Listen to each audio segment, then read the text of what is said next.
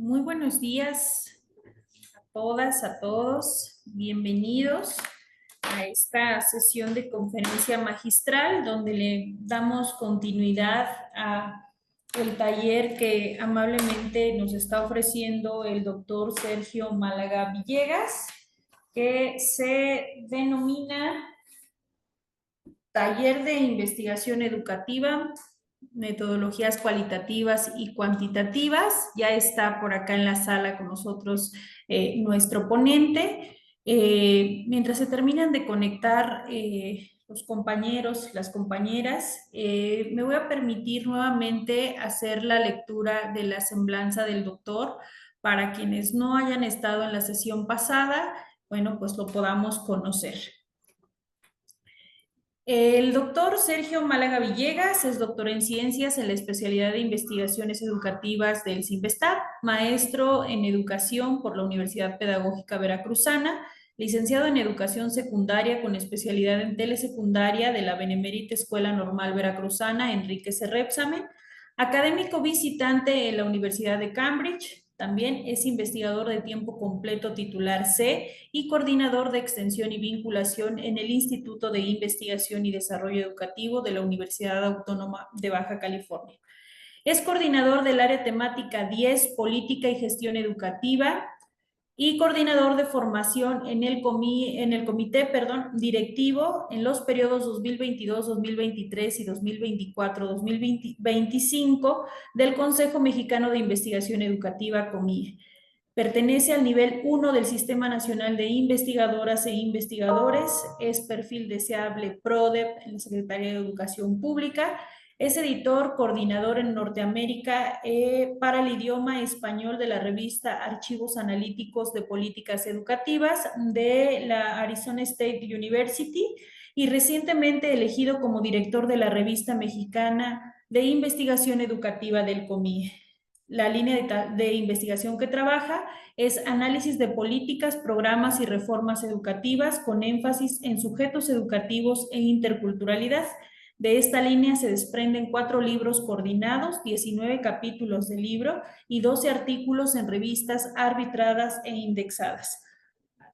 Tiene 2 publicaciones recientes que en un momento ahí voy a darme la tarea de ponerlas en el chat para quien guste consultarlas. Y sin más, pues le cedemos el uso de la voz al doctor Sergio. Bienvenido. Gracias, maestra Alejandra. Colegas, también un gusto saludarles a quienes se suman a esta sesión por primera ocasión. Pues también les doy la más cordial bienvenida y espero que los trabajos del día de hoy pues sean redituables justo para pensar las formas en las que podemos hacer investigación educativa desde estos centros en los que ustedes trabajan.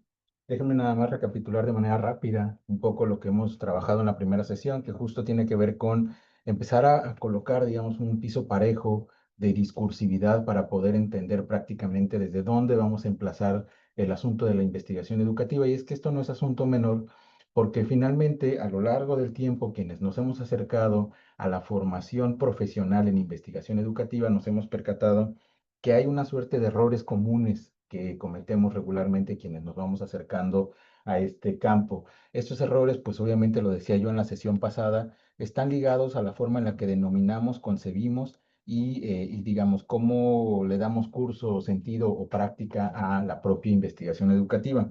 Parte de estos errores, decía yo, como de los más comunes, es nombrar investigación cualitativa e investigación cuantitativa. Y propiamente uno de los grandes argumentos que planteaba yo la semana pasada es que en realidad no hay investigación cualitativa y no existe la investigación cuantitativa. Existe la investigación educativa, así como la investigación social, la investigación histórica, etcétera, pero dentro de la investigación educativa existen paradigmas de investigación como el interpretativo, el positivista y el crítico, desde los cuales podemos sustentar el trabajo de investigación que vamos a hacer.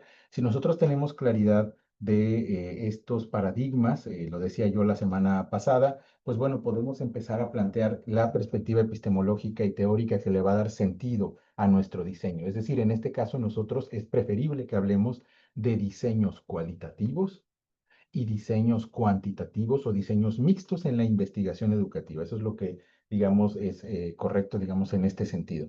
La semana pasada, perdón, la sesión pasada, el martes de esta semana, hablábamos de las dimensiones de la ciencia, la ontológica, que se enfoca en el ser, epistemológica, en el cómo se conoce, y la deontológica, que tiene que ver con una dimensión axiológica o del deber ser de las cosas.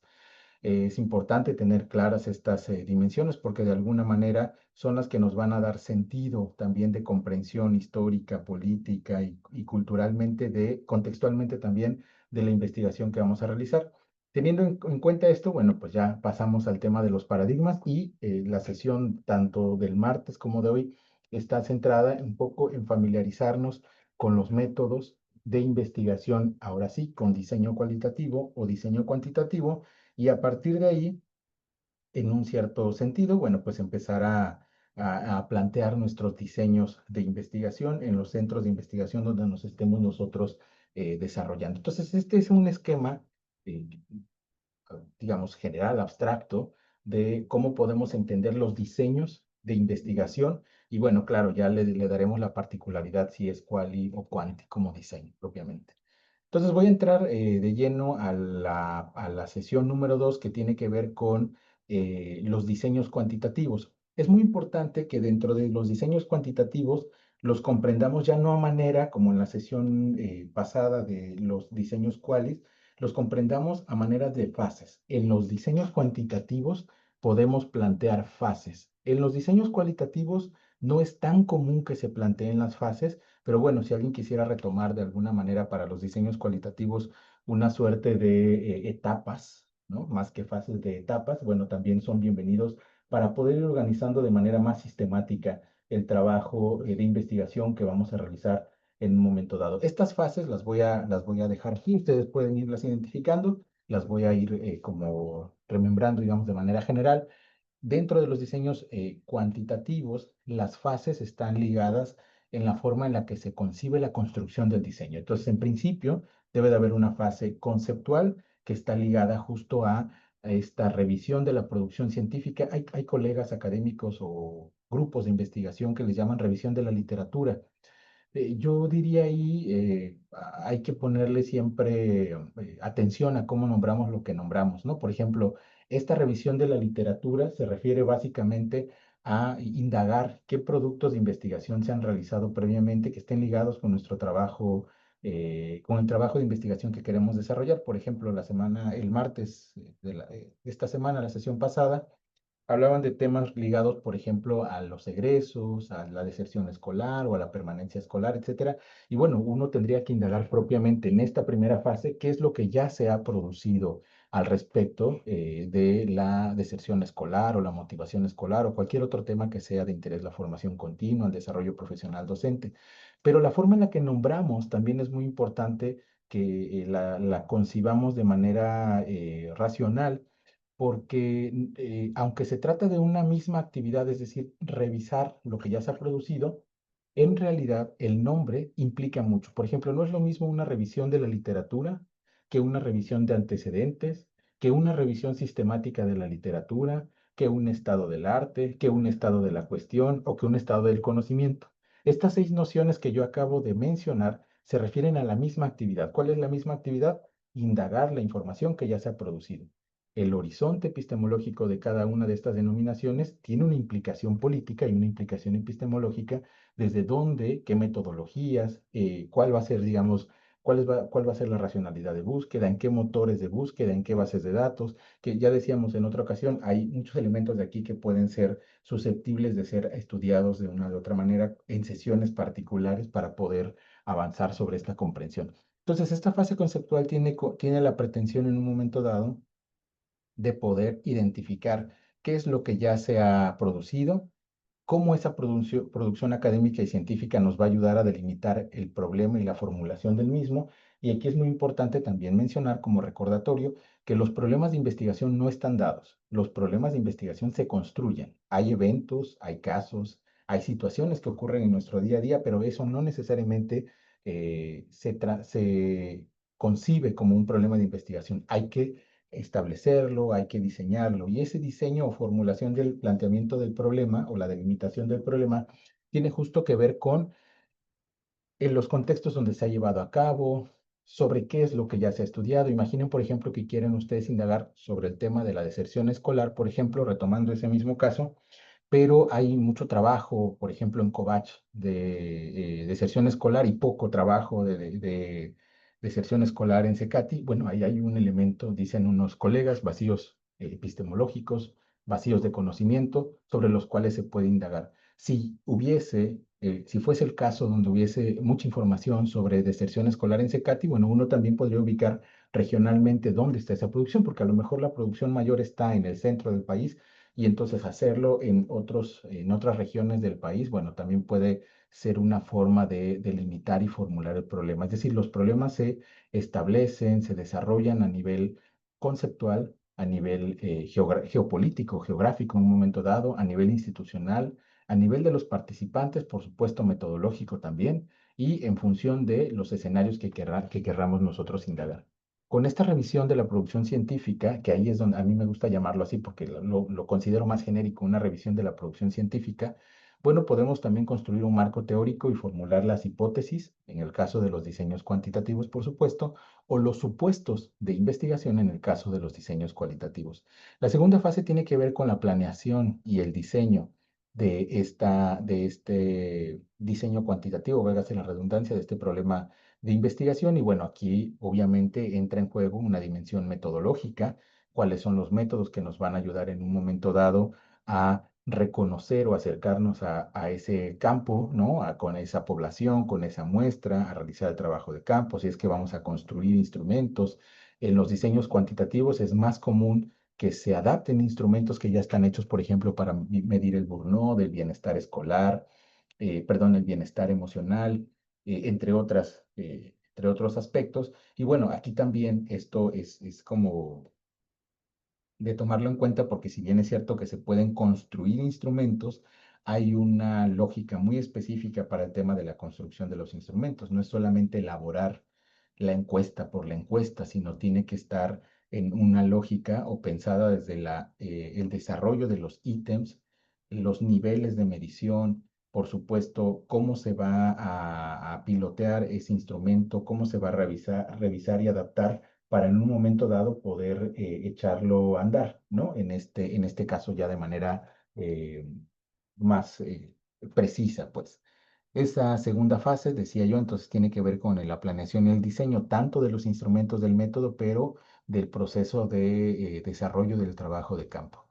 Una fase 3 tiene que ver con la dimensión empírica, es decir, con la dimensión ya de la puesta en acto o del trabajo de campo que se va a realizar. Es decir, en qué periodo es el que vamos a ocupar para poder hacer este proceso de recolección de información, cómo se van a preparar los datos, de con qué técnicas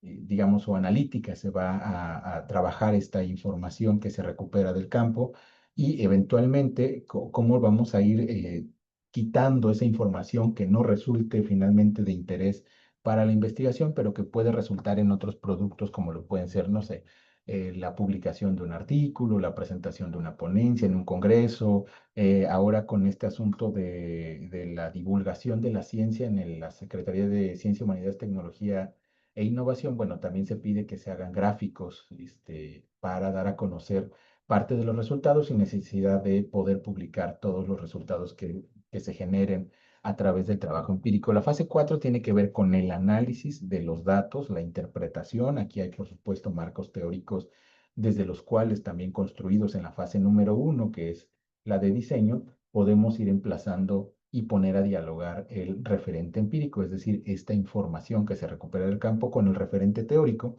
que en este caso pueden ser las teorías, sí, pero también la propia producción científica o académica que ya se haya indagado como previa a nuestro trabajo de investigación. Finalmente, la fase 5 es la fase de difusión y aquí tiene que ver con este asunto de la comunicación de los resultados, es decir, dónde los vamos a socializar y por supuesto aquí hacia el final de la sesión pienso también acercarnos a un tema muy importante sobre la retribución social, que cada vez es más común pensarla y hacerla evidente y explícita en nuestros procesos de comunicación de la información o de socialización de la información.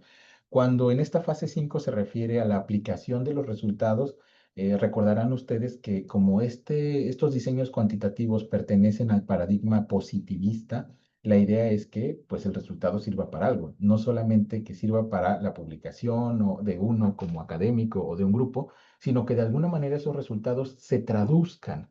Aquí es muy importante esta noción de traducción de los resultados, y lo voy a poner en estos términos, porque en muchas ocasiones quienes se dedican a la academia y a la investigación educativa, tanto en diseños cualitativos como en diseños cuantitativos, regularmente tendemos a solamente publicar esta información en revistas, ¿no? Indexadas y arbitradas, o decía yo como en ponencias, libros o capítulos de libro, pero hay que entender que estos datos que se recuperan, esta información que se analiza, tiene que ser traducida para los lugares donde donde se realizó el trabajo de campo. Esto es lo que medianamente tendríamos que estar haciendo.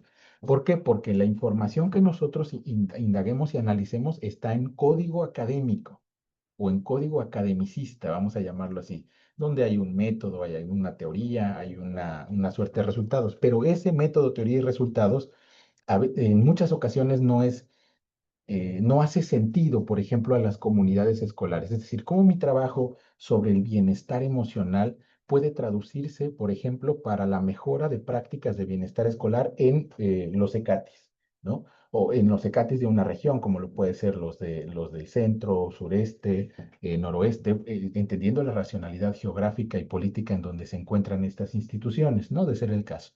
Entonces, hay todavía un trabajo, yo lo llamo intelectual, de una vez habiendo presentado los resultados y teniendo los resultados de mi investigación a través de estos diseños cuanti o qualis, pues, pero nos estamos centrando en los quantis en este momento, hay que traducir esa información. ¿Cómo podemos traducir esa información? A través de distintas formas. Es decir, haber distintos productos para traducir esta información, estos resultados, para que sean aplicables. Pueden ser a través de, digamos, un punteo de recomendaciones institucionales, puede ser a través de la traducción de esta información a través de el diseño, por ejemplo, de un curso, el diseño de un taller o el acercamiento de los resultados a los estudiantes para sensibilizar sobre el tema, si fuera el caso del bienestar emocional, entre otras, ¿no? Digamos, aquí es muy importante que uno haga uso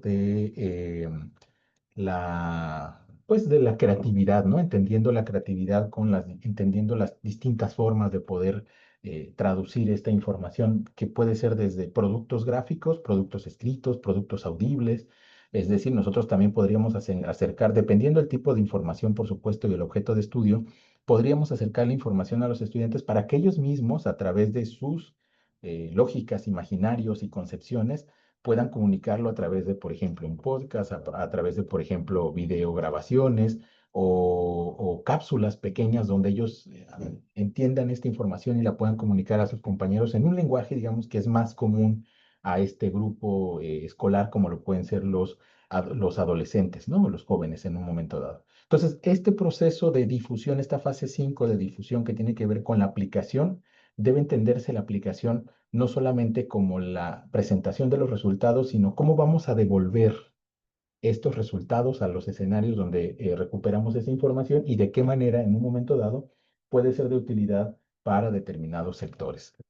Bien, entonces, en este punto hemos recorrido las cinco fases que medianamente deben de tener los diseños cuantitativos. Por supuesto, en esta literatura que yo les dejo de Monge y que ahí está el texto hacia el final en las referencias, pues están estas fases, pero ustedes pueden hacer uso de algún otro manual o algún otro, digamos, material metodológico que les pueda ser de utilidad al respecto, ¿no? Está la fase conceptual, planeación y diseño, empírica, analítica y de difusión. Eso lo podemos entender como el ciclo de la investigación. Mal que bien, tanto en los diseños cualitativos como cuantitativos pueden ser entendidos eso, los flujos de investigación. Y al entenderse la noción de flujo de investigación, obviamente entendemos que no es lineal, sino que de alguna manera nos va ayudando a ir haciendo procesos de recursividad en estos elementos y componentes. Muy bien. Voy a entrar de lleno ahora un poco a los métodos cuantitativos. Muy probablemente varios de ustedes ya los conocen, ya los ubican. De ser el caso, bueno, pues será eso, un recordatorio para algunos de ustedes. Y para otros, pues muy probablemente será como un primer acercamiento a las condiciones, las dinámicas en las que en un momento dado vamos a poder entender y entrarle a esta parte de la dimensión metodológica en los diseños cuantitativos. Lo decía yo la sesión pasada, no sé por qué estoy en la semana pasada, pero lo decía yo la sesión pasada, que los diseños cuantitativos tienen como base el paradigma positivista y a diferencia de los diseños cualitativos cuya intención es interpretar y describir, eventualmente analizar, en los diseños cuantitativos, la pretensión es explicar, predecir, verificar ciertas teorías o eventualmente controlar una suerte de fenómenos que nos ayuden a entender la realidad en la que está centrada o en la que está centrada estos trabajos de investigación que nosotros vamos a realizar. En ese sentido, para los métodos cuantitativos es importante tener claro que hay ciertos criterios de validez que son necesarios en la investigación. Es la objetividad, es decir, lo más objetivo posible o lo menos subjetivo posible, que es una de las cosas que regularmente se les imputa a los métodos cualitativos, que sean válidos, que sean fiables y que sean objetivos. Y además, por supuesto, medibles y cuantificables en ese punto, que es básicamente de lo más común que uno encuentra en estos casos o en estos escenarios. Los diseños cuantitativos de investigación educativa permiten recuperar cierta información, digamos, muy específica, que nosotros le hemos reducido digamos, a datos numéricos, que sí lo es, pues, pero también recolectando y analizando datos estadísticos o patrones que se hayan identificado en el escenario geográfico, político, institucional en el que se desarrolla la investigación a través de relaciones causales y, muy importante, las generalizaciones. Decía yo en la sesión pasada que los diseños cualitativos tienen la pretensión particularista, es decir, describir lo que ocurre en un escenario de micropolítica institucional o con personas o con determinados actores. A diferencia de los métodos cuantitativos, su pretensión es generalista, es decir, tiene, digamos, un alcance más amplio, un horizonte más amplio que de alguna manera nos ayuda a sí plantear generalizaciones también, obviamente, desde la racionalidad, donde estemos nosotros realizando nuestro trabajo de investigación en un momento dado. En esa misma lógica, las principales técnicas e instrumentos de los que se valen los métodos cuantitativos son el test, los cuestionarios a gran escala o eventualmente la experimentación, de ahí que se deriven determinados métodos experimentales o cuasi experimentales, los vamos a ver en un momento más, y los casos a escala. No sé si varios de ustedes han tenido oportunidad de participar en estos cuestionarios que luego nos mandan las instituciones de, a ver, contesta el cuestionario del uso de de la tecnología en su espacio escolar, ¿no? Y bueno, es un cuestionario masivo que se manda, digamos, a un grupo en específico, que pueden ser docentes que están, digamos, trabajando en unas determinadas instituciones. Y la idea es eso, un poco recuperar para las instituciones cuáles son cómo están ellos percibiendo este uso de la tecnología y eventualmente, si se dan cuenta, en muchos de los casos pueden ser por valoraciones de bueno, regular, malo o malo o muy bien, ¿no?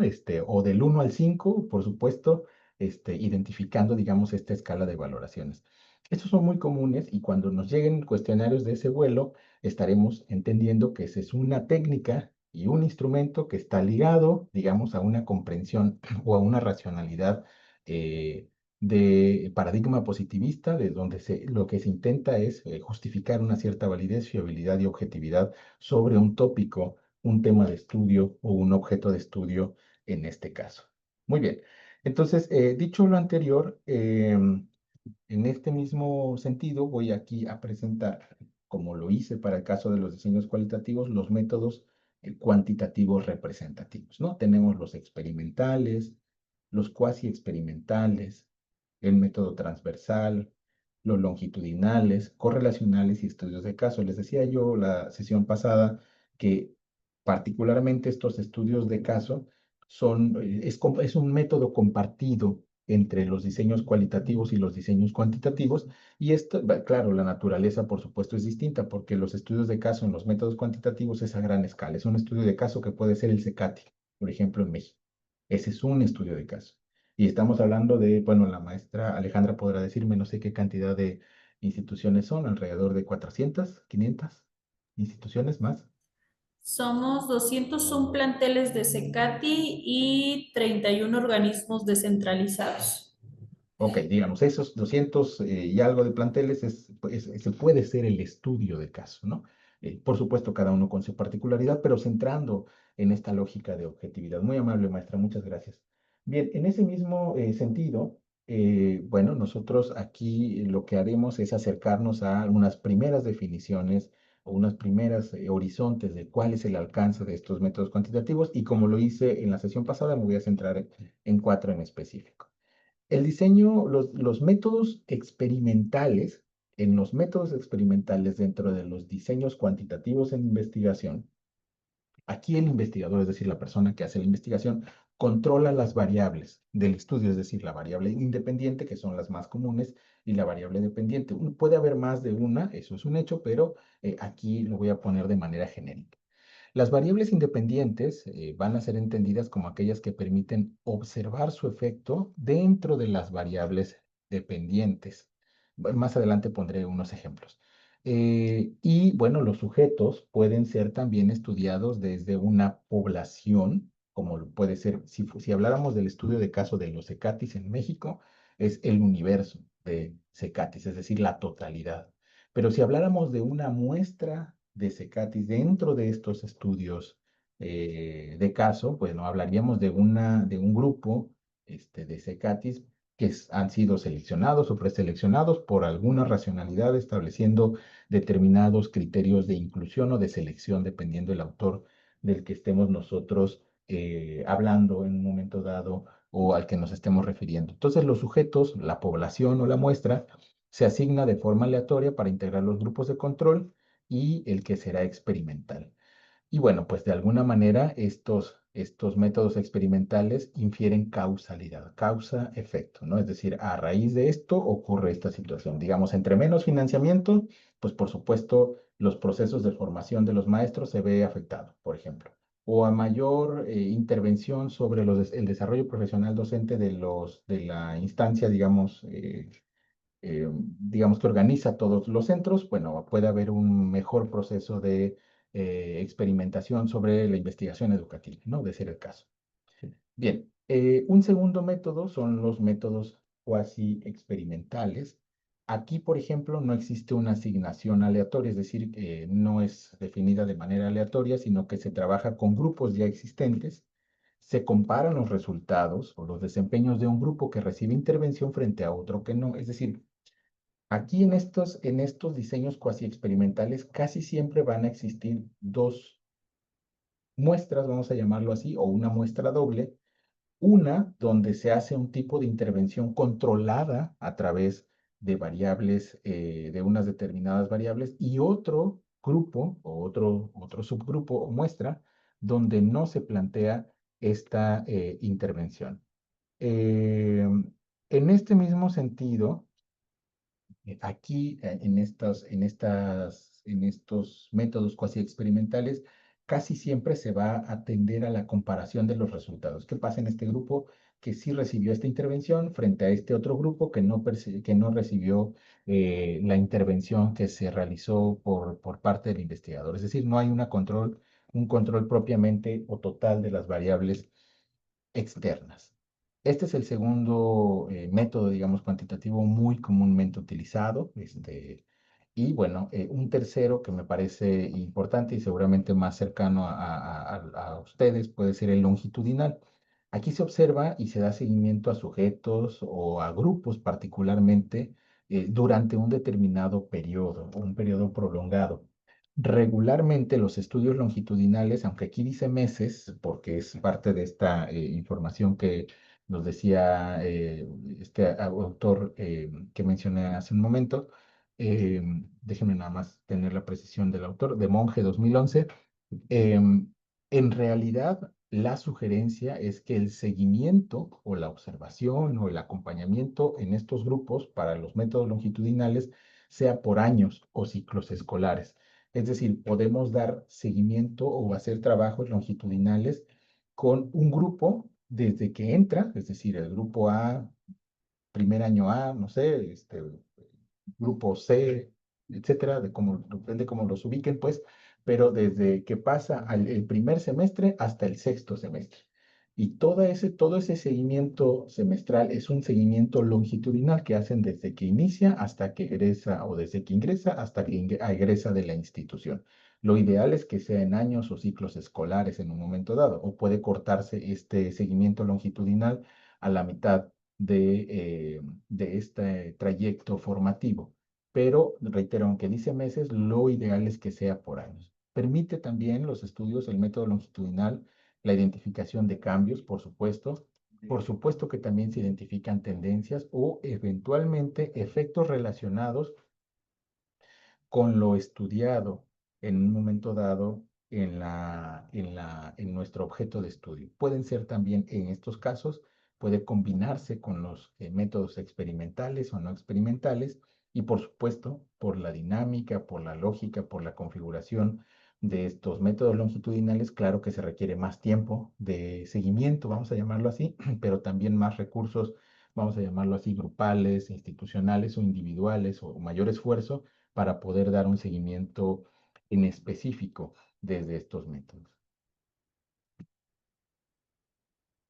Finalmente, se encuentran los métodos correlacionales, que también son de los más comunes en el caso de los diseños cuantitativos. Y la finalidad de estos métodos correlacionales es que evalúen la relación entre dos o más variables. No existe esta manipulación de variables propiamente por parte del investigador, sino identificando la relación, dicen acá, asociación positiva, negativa o nula, no para plantear una causalidad, sino ese coeficiente de correlación como, bueno, una medida en específica para entender lo que está ocurriendo en estos espacios o escenarios. Estos cuatro métodos que he mostrado, digamos, hasta este momento de manera así muy rápida, por supuesto que no actúan en solitario. Las herramientas más comunes en los métodos cuantitativos son básicamente tres para poder entrarle, digamos, a este uso de métodos cuantitativos. Está la estadística descriptiva para identificar la media, mediana, moda o la desviación estándar. La estadística inferencial a través de regresiones, análisis factorial, las pruebas TEO y la ANOVA, que son, digamos, en algunos casos digamos, software especializados también para poder realizar estos análisis. Y dentro de los software que regularmente ocurre o, digamos, se hace uso es el SPSS. El Excel también es muy socorrido para realizar este tipo de análisis a través de software. El Stata, entre otros, ¿no? R. Cuando ustedes vean un curso de R, así, por ejemplo, en el Consejo Mexicano de Investigación Educativa a través de la Coordinación de Formación que todavía está a mi cargo o hemos impulsado varios cursos de R, bueno, hay todavía una fundamentación primero hacia el tema de la programación y después entender el software para poder entrarle con los datos que se hayan presentado en un momento dado y analizarlos de esa manera. Entonces, estas herramientas que son comunes en los métodos cualitativos son eso, herramientas que nos pueden ayudar, dependiendo del objeto de estudio, dependiendo del método, a poder identificar cuáles son aquellas que nos van a ayudar a dar cuenta de los resultados en un momento dado o de la información que nosotros vamos a ir planteando en este caso. A diferencia de los diseños cualitativos, bueno, estas herramientas pues no son necesariamente utilizables allá, salvo que se estén valorando, se le estén poniendo algún código, alguna de las respuestas de los participantes, se podría utilizar el Excel, pero no son muy comunes. Claro que se utilizan en los diseños mixtos, pero bueno, son más de pretensión cuantitativa. Las principales técnicas de recolección de información que se usan en estos métodos cuantitativos son los que tienen ustedes acá. Está la entrevista estructurada, es decir, a diferencia de de los diseños cualitativos donde las entrevistas son a profundidad o semiestructuradas, es decir, con preguntas abiertas o con eventualmente la indagación de preguntas abiertas, aquí las entrevistas estructuradas pueden entenderse también como entrevistas cerradas, son aquellas que se responden con sí o no, o con una valoración de 1, 2, 3, 4, o con una valoración de bueno, malo, regular, excelente, sobresaliente. Esa valoración, obviamente, hay que decirlo, es una valoración subjetiva que hace la persona que responde, pero en esa valoración subjetiva que puede hacer la persona que responde con sí o no, bueno, aunque mienta en un momento dado al responder, y eso lo vamos a ver en la parte final de esta sesión, finalmente uno tiene que dar, como investigador, tiene que dar por válida esa respuesta en un momento dado para poder cuantificarla en el marco de las presentaciones que se están realizando o de la recolección de información que se esté haciendo en un momento dado en estos escenarios donde se aplique la, el cuestionario o la escala de Likert o en un momento dado esta entrevista estructurada. También están las escalas de actitud y de opinión y por supuesto están también las estadísticas, que son básicamente fuentes secundarias, ¿no? Estas estadísticas que da la Secretaría de Educación Pública a partir de los distintos indicadores de varón, mujer, edades que tienen las personas, y edades de ingreso y edades de egreso que pueden ayudar en un momento dado a la comprensión de un determinado escenario. Bueno, pues también son recurrentes en estos métodos cuantitativos.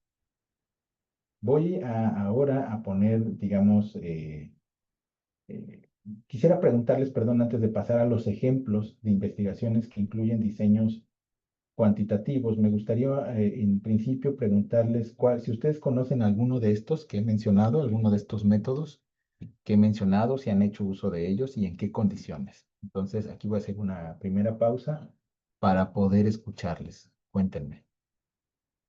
¿Los conocen, los han utilizado y de qué manera o en qué condiciones?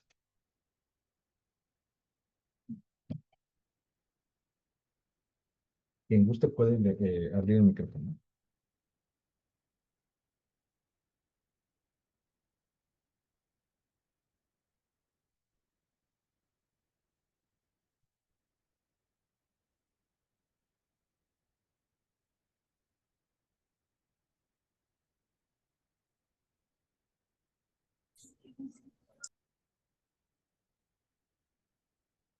¿Quién se anima? ¿Nadie? Cuéntenme. Seguramente sí lo han ocupado. No hay que ser expertos, pues, pero quizá hemos tenido un primer acercamiento. Yo particularmente, yo no soy experto en diseños y métodos cuantitativos, pero claro que hemos tenido algunos acercamientos en algún punto de la formación. Dice la maestra Graciela Sánchez, gracias maestra. Dice, he utilizado, permítame, utilicé los métodos experimentales y correlacionales, pero no en el terreno educativo. En qué área, maestra? ¿Quieres abrir tu micrófono? Adelante, cuéntanos tu experiencia. Hola, profesor. Soy bióloga de profesión, entonces durante toda la carrera está basada en la experimentación. Cuando está uno tomando clases, no le explican a uno todo esto, ¿no? Vamos aprendiendo, entonces al final de la carrera, para la tesis, hubo que hacer trabajos y yo utilicé básicamente experimentales y correlacionales. Esa es mi respuesta, profesor. Maestra, ¿y podrías ejemplificarnos en qué casos el experimental y el correlacional? Sí, Sí. claro, en el experimental, porque, por ejemplo, tomábamos una muestra de agua de algún lugar donde el agua estaba contaminada y sabíamos que si incorporábamos a ese mini ecosistema ciertos crustáceos pequeñitos que se comían toda la materia orgánica y demás, íbamos a lograr que el agua se volviera, rescatáramos el agua y se volviera, si no potable, lista para potabilizarla. Y efectivamente, controlando temperatura, luz. Y la cantidad de bichitos que le poníamos a este mini ecosistema, lográbamos en un periodo ya programado, sabíamos en cuánto tiempo pasaba este proceso, lográbamos o no el resultado final. Y había equipos a los que les salía perfectamente y otros que no. Y ahí comparábamos los datos, ¿no? Y ahí es donde entraba la parte correlacional, porque había quien lo había hecho bien o lo había tomado del mismo lugar que otros, todas las variables que incidían en ese proceso, ¿no? Ese es un ejemplo sencillo y como ese hicimos un montón. Muy amable, maestra Graciela. ¿Alguien De más nada. que quiera compartir ahí su experiencia con el acercamiento o la recuperación de alguno de estos métodos cuantitativos? Puede ser en el área educativa o fuera de ella también. Adelante.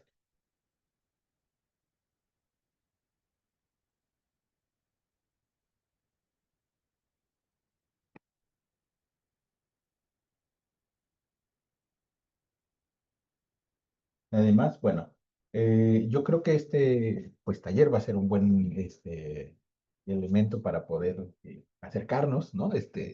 Fíjense que, bueno, yo particularmente, a mí me gusta más trabajar con métodos cualitativos. Maestra Reina, adelante, adelante, por favor.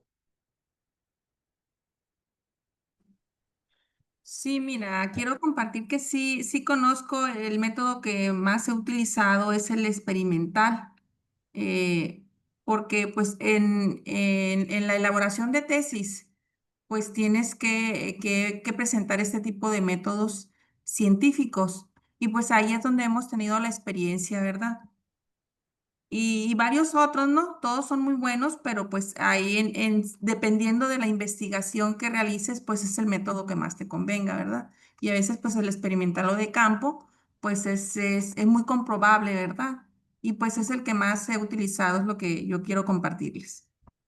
Muy amable, maestra Reina. Sí, decían por ahí que quería recuperar un asunto, digamos, de quienes nos hemos centrado más en los métodos cualitativos.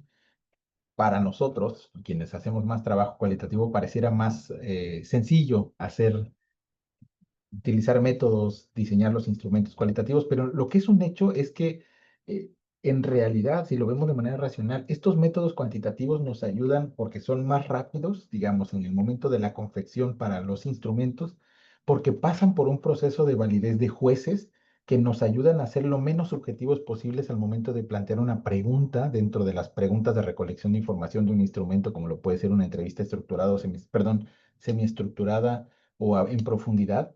Y en ese caso nos mantiene como en una lógica menos tensa o de menor tensión subjetiva al momento del diseño de los instrumentos que vamos a recolectar. Bueno, finalmente esto es parte del proceso de aprendizaje y de la forma en la que vamos experimentando con estos métodos, pero he dejado aquí entonces algunas primeras definiciones. Ahora les voy a mostrar unos ejemplos de dónde podemos o cómo podemos hacer, centrar estos diseños, estos métodos, estas técnicas y estos instrumentos en espacios de investigación educativa propiamente. Aquí empieza. Algunos ejemplos, gracias a las personas que participaron, maestra Graciela y Reina, algunos ejemplos de investigaciones que incluyen diseños cuantitativos, son 4 los que dejé y les voy a poner nuevamente, como lo hice en la sesión pasada, la pregunta, el método y los instrumentos, ¿no? Una pregunta, que puede ser una pregunta de investigación para un proyecto, es ¿qué relación existe entre el dominio de competencias técnicas y la inserción laboral de los egresados, por ejemplo, de los ECATIS, ¿no? Entonces, en este caso, este ejemplo, este primer ejemplo de relación, fíjense la pregunta, como dice, ¿qué relación existe?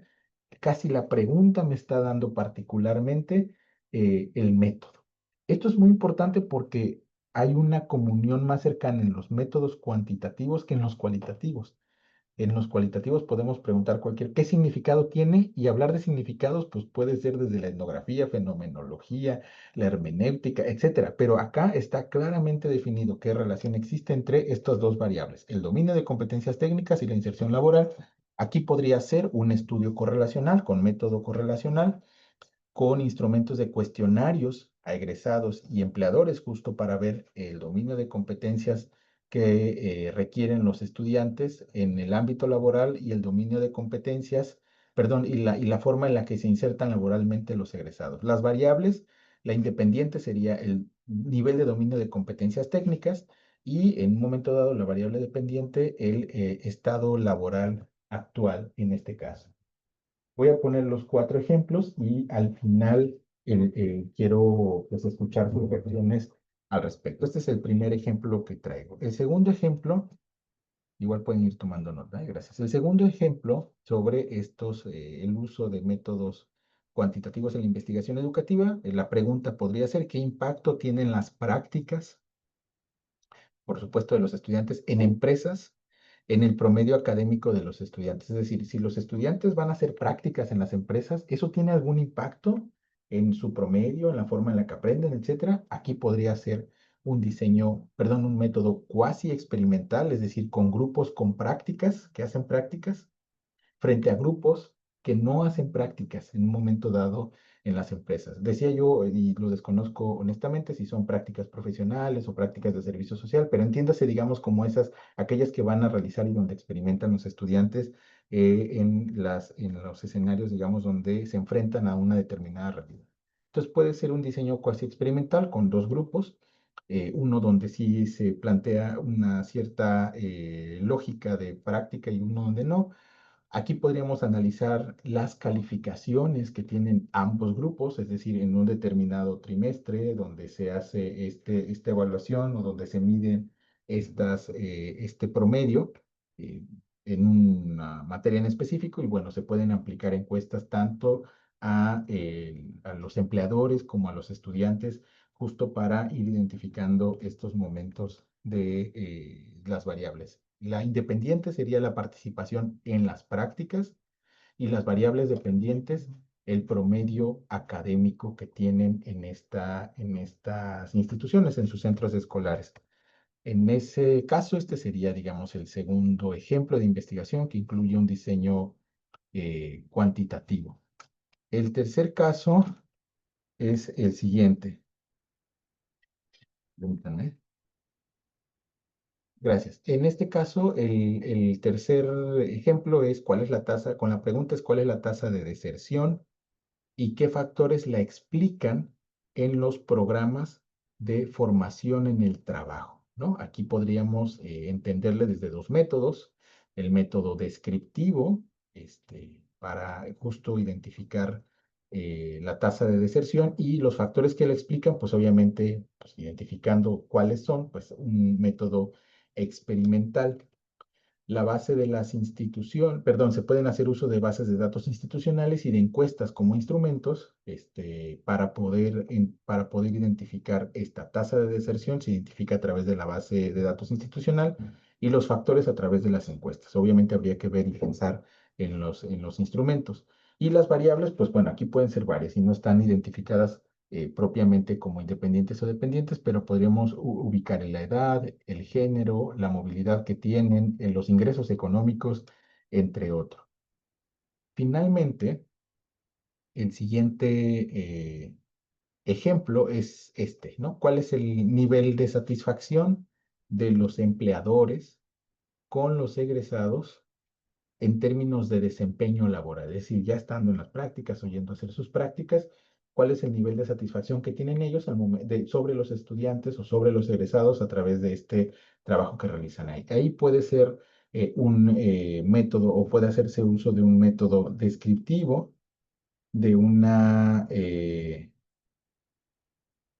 encuesta estructurada con escala de Likert justo para valorar estos niveles de satisfacción, bueno, malo, regular, les decía bien, mal, se puede ser esa dicotomía, y la población que se entendería, digamos, en este caso como a la que se acercaría el instrumento serían los empleadores no que dejan que los estudiantes hagan prácticas, sino que contratan a los egresados, ¿no? Hay en muchos escenarios, seguramente ustedes lo conocerán mucho mejor que yo, que sí hay casos, ¿no? Estos casos de éxito, si se le puede llamar de alguna manera, donde los empleadores captan a los estudiantes, a los egresados, y bueno, esa puede ser, digamos, nuestro diseño. Nuestra pregunta, cuatro preguntas, una que está ligada a la relación que existe entre el dominio de técnicas e inserción laboral de los egresados, el impacto que tienen las prácticas en empresas en el promedio académico de los estudiantes, la tasa de deserción y los factores que explican en los programas de formación para el trabajo y el nivel de satisfacción de los empleadores con los egresados en términos de desempeño laboral.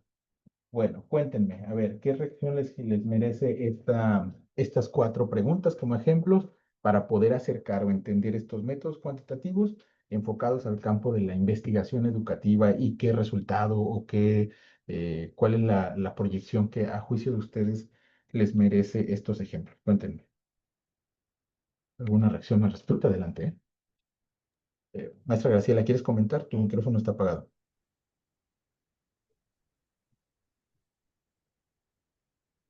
Buenos días, Sí, doctor.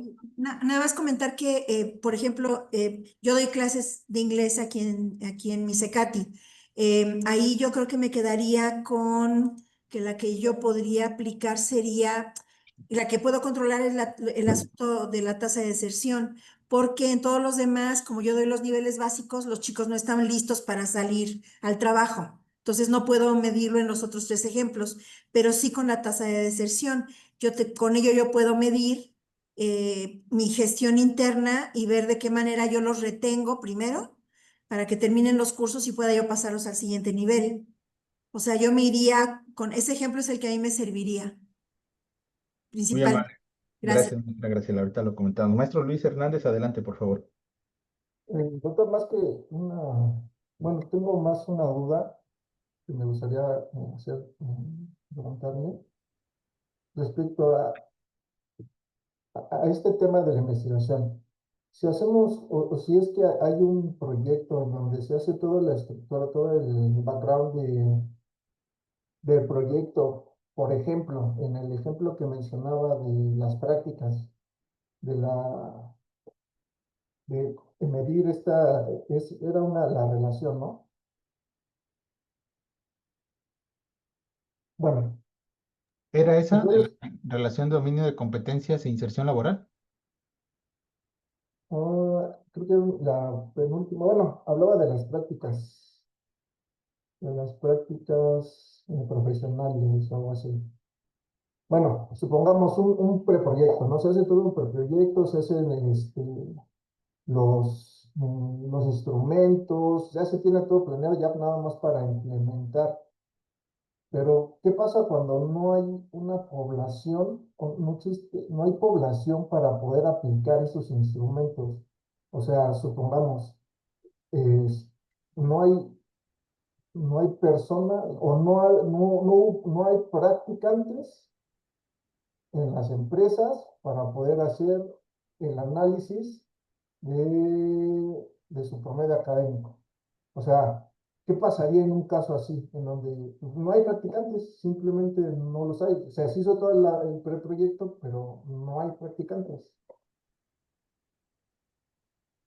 Gracias, maestro Luis. Bueno, justo una de las, para poder responder tu pregunta, me voy a regresar a una de las primeras láminas que presentaba yo acá en el asunto de las etapas y los diseños. Es decir, un proyecto de investigación que encierra o que contiene un objeto de estudio, es decir, un objeto de estudio en particular, como puede ser esa relación, no se construye a priori. Es decir, el proyecto y el instrumento o los instrumentos no se construyen a priori de lo que yo quisiera hacer, ¿no? Estos ejemplos que yo estoy poniendo son eso, ejemplos aislados, vamos a llamarlo, lo voy a llamar así como ejemplos áridos o infértiles porque no están contextualizados, ¿no? Yo tendría en principio que reconocer el contexto en el que se encuentra mi institución y eventualmente, si fuera el caso de la relación, los empleadores que tengo y también conocer, pues seguramente debe de haber alguna,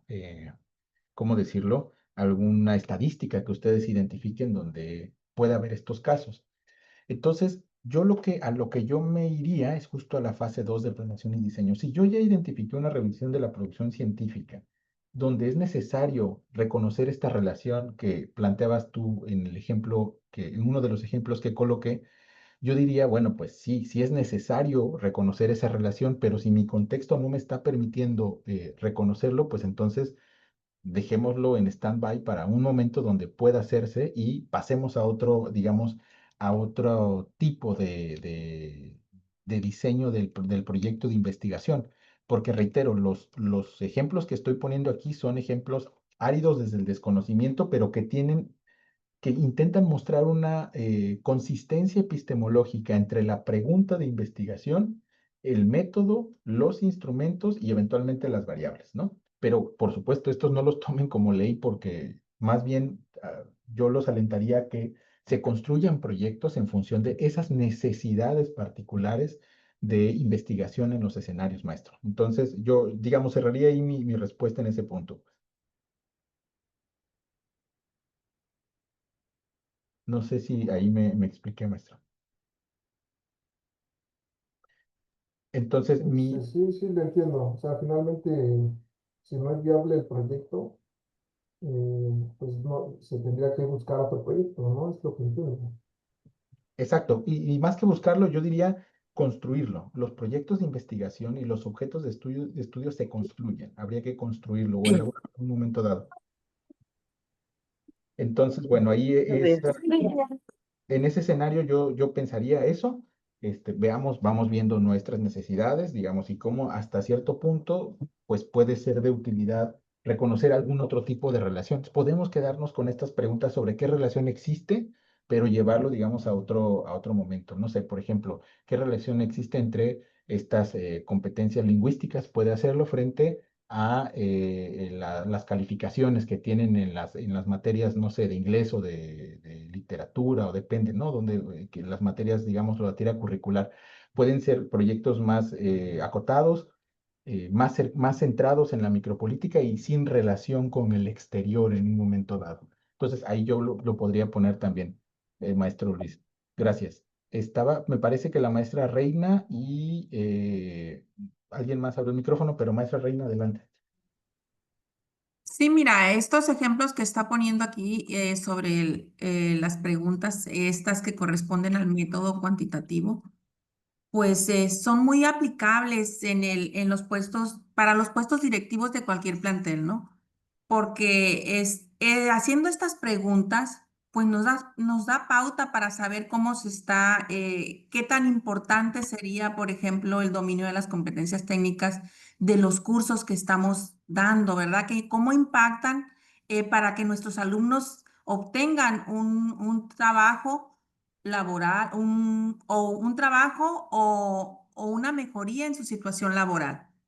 Entonces, hacer un tipo de investigación esas, pues nos arrojaría muchos datos ya, ¿verdad? Para realizar un buen análisis y ver qué cursos son los que requiere el sector, ¿verdad? Empresarial. Y asimismo las otras dos preguntas, porque si manejamos alumnos, es importante pues tener este contexto, este conocimiento de todos los alumnos para poder nosotros realizar los proyectos eh, enfocar los objetivos de toda institución. Entonces, pues en eso culmino, ¿verdad? Que son muy importantes para las gestiones directivas de cada plantel. Gracias. Al contrario, maestra, esto que comenta la maestra Reina me lleva a pensar justo para quién hacemos la investigación. Vean, en muchas ocasiones la investigación educativa, independientemente del método o los métodos, si son cualis o cuantis, siempre tendríamos que preguntarnos, además de la necesidad de identificar un problema de investigación, construirlo más bien, construir un problema de investigación, uno tendría que pensar a quién le sirve el resultado. Y el resultado justo, como ahora lo planteaba la maestra, ella lo reconocía como a esto le puede servir a los directores, a los directivos para la toma de decisiones, ¿no?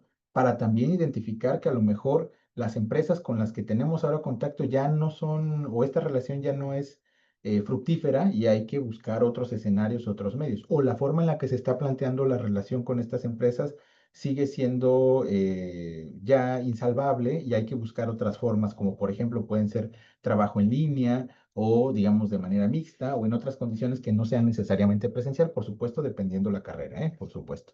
Pero también podríamos pensar a quién le sirve cuando pensamos en la elaboración de los proyectos de investigación, en la construcción de los objetos de estudio. Habría que pensar que hay proyectos que le son más de utilidad a la práctica docente, es decir, a la práctica del propio docente, como hacía la maestra Graciela, en mi aula, con mis alumnos, en la forma en la que yo estoy configurando el abordaje de los contenidos o la selección de los contenidos, ¿no? Que ahí puede ser un proyecto de investigación cuantitativo que no requiere tanto esfuerzo, pero tampoco requiere en un momento dado digamos, mayor recurso económico, ¿no? Yo lo puedo construir para mi aula, para mi curso. Ahí puede ser un seguimiento, si los queremos ver así, longitudinal, a mucho menor escala, a un semestre.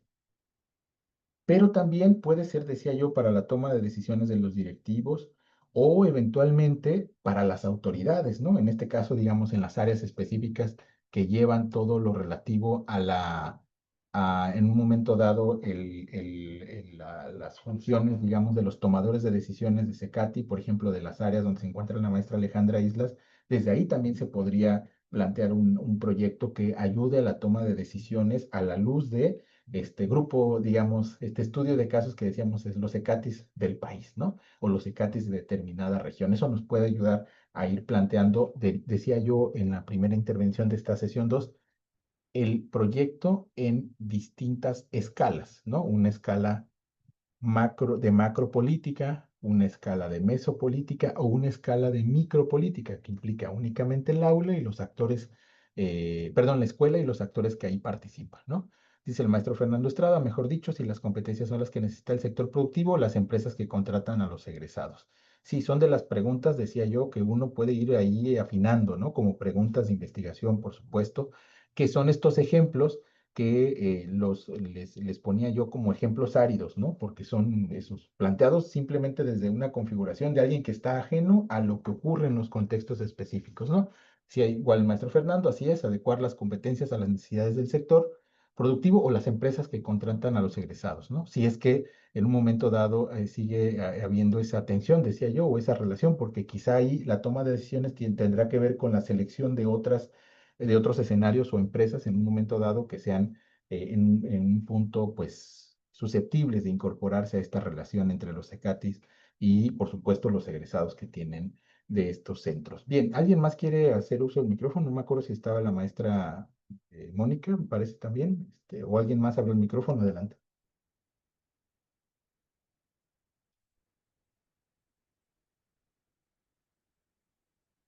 ¿No? Ok. Bueno, ahora entonces lo que quiero proponerles son las siguientes preguntas para reflexión. Vean, propiamente, después de lo dicho hasta ahora, las investigaciones por las que apuestan ustedes, ¿están pensadas o estarían pensadas más en clave individual, colaborativa, institucional o interinstitucional? Me parece que la maestra Graciela Sánchez ya avanzaba sobre algo, ¿no? Bueno, a mí me sirve, decía ella, más en trabajo individual, más en mi aula, más para conocer lo que yo quiero hacer. Todos tienen una racionalidad y necesidades específicas de elaboración de las investigaciones y, por supuesto, cierta potencialidad. Una segunda pregunta es, ¿los esfuerzos para el desarrollo de investigación educativa están pensados con apoyo financiero? Y de ser así, ¿ustedes conocen algunas convocatorias que estén ligadas a este apoyo financiero para el desarrollo de los trabajos? Y finalmente, ¿cómo avanzamos hacia una investigación menos extractivista, ¿no? Que es una pregunta que siempre está a la luz de las investigaciones educativas. ¿Cómo avanzamos? Cuando digo extractivista me refiero a solamente ir al campo, recuperar la información y no volver a aparecernos por ahí sin dar, digamos, una suerte de devolución. El maestro Fernando Estrada plantea que más individual, pensada en su especialidad y en su plantel. Muy bien. ¿Alguien más si quiere abrir el micrófono, por favor? Lo pueden hacer con toda confianza, ¿eh? Estamos en este segundo momento de reflexión colectiva. Maestra Mari Caltenco, por favor. Gracias. Por supuesto que la investigación que yo realizo me gustaría que fuera institucional, puesto que desde el 2017 yo utilizo plataformas como Classroom, Zoom para dar clases en plena pandemia. Me puedo considerar la primera maestra a nivel nacional en CECATI de utilizar estas herramientas. A mí la pandemia no me afectó porque tengo un trabajo de tesis basado en la mejora de la enseñanza del idioma inglés a través de M-Learning y Biography Driven Instruction. Entonces, yo utilizo la tecnología desde el 2017 y quién iba a pensar que 4 años después nos iríamos a una pandemia. Sin embargo, mi trabajo, que tiene una tesis que está sustentado, no he tenido yo el impacto dentro de mi sistema para poder ser difundido. Posteriormente he participado en seminarios también del CIDFORP, donde también presento trabajos porque hoy en día trabajo con el modelo 5.0 de educación, donde yo utilizo la inteligencia artificial en la enseñanza del idioma inglés, la cual es mi especialidad, y pues tampoco este trabajo ha sido difundido de manera institucional como yo quisiera para poder aportar a un nuevo diseño curricular, una nueva actualización dentro de los programas de estudio, porque también este trabajo está sustentado por un trabajo de investigación. Esa es mi meta. Cuando yo cada vez que escribo, mi meta es poder que mi trabajo sea difundido. Sin embargo, he tenido la oportunidad en otros foros de poderlo presentar. Pero en sí, la investigación que yo he realizado, la mayoría de ella ha sido dentro del sistema CECATI y desafortunadamente pues no he tenido esa difusión y esa aportación que yo quisiera para mi sistema. Gracias, maestra Mari. Sí, yo creo que estos esfuerzos, como tú bien lo comentas, en muchas ocasiones, ya lo decía también la maestra Graciela, son a veces por iniciativa individual, y eso es muy importante porque, bueno, ahí uno también se va haciendo maestro y experto, ¿no? En los métodos, en el diseño de los instrumentos, para el caso de los cuantis o los qualis también, pero Yo creo que ahora estos escenarios que tú has identificado es casi la ruta natural que seguimos en muchos casos, ¿no? Yo creo, comparto la experiencia que tú tienes, digamos, más de una ruta individual y luego de una ruta colectiva que justo te va conectando. Yo aquí lo que pensaría más bien es, justo ahora, con esta experiencia que tú has capitalizado, quizá pensar para darle este sentido de individual a institucional colaborativo, habría que ir rastreando como estas fuentes de financiamiento a las que en muchos casos tenemos acceso en lo individual, como pueden ser los proyectos, perdón, las convocatorias de la ahora CECITI, ¿no? Antes CONACYT, de la Secretaría de Ciencia y Humanidades, algunos fondos, hay fondos concursables latinoamericanos del CONICET, de la Unión Europea, donde ahí, no, si bien es cierto que se requiere de una persona responsable, ahí el tema es que no lo puede hacer una persona y se requiere más trabajo colectivo. Yo lo que entonces alentaría aquí, maestra Mari, colegas, es, claro, continuemos con nuestro trabajo individual, que eso es sumamente necesario, nos va dando maestría, expertise, experiencia, pero, y si, como dicen por ahí, si la montaña no viene a mí, yo voy a la montaña, vayamos haciendo este impulso para que la propia institución o las instituciones valoren justo esta necesidad de empezar a hacer o reconocer estos trabajos colaborativos. Tenemos otras fuentes de financiamiento desde instituciones privadas como la Fundación Bill, Melinda Gates, el Rockefeller Foundation, entre otras que nos pueden eventualmente ir abriendo espacios, sobre todo identificando aquellas fuentes de financiamiento que de alguna manera nos van a permitir estar cercanos a los tópicos de investigación que trabajamos, porque no todas las instituciones financian cualquier tipo o cualquier temática, ¿no? Al menos la CECITI está muy centrada ahora en cuestiones de vulnerabilidad, en regiones de migración, cuestiones indígenas, de deserción escolar, y no todos los temas o no todos los tópicos son susceptibles de ser, digamos, beneficiados. Eso también hay que decirlo. La agenda gubernamental para financiar la investigación educativa es sesgada. Cada sexenio es lo mismo, cada sexenio es lo mismo, independientemente del color. Es sesgado y uno tiene que empezar a leer ahora, te decía yo hace un momento, estos brincos entre escenarios y demás. Bueno, sería como mi sugerencia, maestra, también para ir rastreando ahí esas colaboraciones. Te lo agradezco. Muchas gracias, con mucho gusto, doctor, si me proporciona o nos proporciona sus datos, yo le puedo hacer llegar el trabajo de investigación que he realizado. Inclusive tengo un artículo publicado en la revista Innovación Educativa. Como le digo, mi trabajo ha trascendido en otras instancias y ha sido difundido en otros foros y con mucho gusto me encantaría estar en contacto con usted. Claro que sí, maestra. Con gusto ahí cuando les mande las láminas están todos mis datos Muchas para gracias. ponernos en contacto. Gracias. Dice el maestro Fernando Estrada, individual, pensando en el plantel, mi especialidad es informática, los resultados de investigación serían para conseguir fondos económicos o la búsqueda de donación para nuevos equipos. Exacto, porque a veces, bueno, yo creo que este programa de la escuela es nuestra y creo que sí les aplica también a media superior, no sé si a CECATI particularmente, pero ahí hay también formas de bajar fondos, no a través de investigación, sino de proyectos de gestión, que ahí también se pueden vincular cosas. Ahora, como lo decía la maestra Mari, tal vez para bajar recursos para cuestiones de infraestructura institucional, como lo comenta el maestro Fernando Estrada, pero también sin dejar de vincular la investigación, porque de ahí puede salir, digamos, un producto colectivo de los CECATIs de un determinado estado para poder difundir estos resultados que ya se planteaban. Gracias. Dice la maestra Diana Luz Anaya, los esfuerzos para el desarrollo de investigación que están pensados con apoyo financiero, como el CECITI. Exacto, las convocatorias estas que acaban de pasar de investigación científica y humanística, a esas eran a las que me refería. O en efecto, como ella habla de las estancias postdoctorales, ven, aquí me parece muy interesante que se explore esta posibilidad de las estancias postdoctorales, porque creo que si bien es cierto que las estancias postdoctorales pueden beneficiar a una persona porque es para la persona la estancia postdoctoral. También es cierto, y eso la alentaría a que ustedes lo puedan revisar, digamos, con mayor detalle, con mayor detenimiento. Las estancias postdoctorales no necesariamente pueden ser en universidades públicas estatales o instituciones. Es decir, hay estancias postdoctorales ligadas a la academia y estancias postdoctorales ligadas a las empresas. Entonces, justo por la lógica y la configuración en la que ustedes se encuentran institucionalmente, cualquiera de las dos puede ser susceptible de ser concursable, ¿no? Hay instituciones, están los institutos tecnológicos, las universidades politécnicas, ¿no? Que en algunos estados funcionan. Yo conozco las politécnicas de Veracruz, las universidades politécnicas del estado de Veracruz.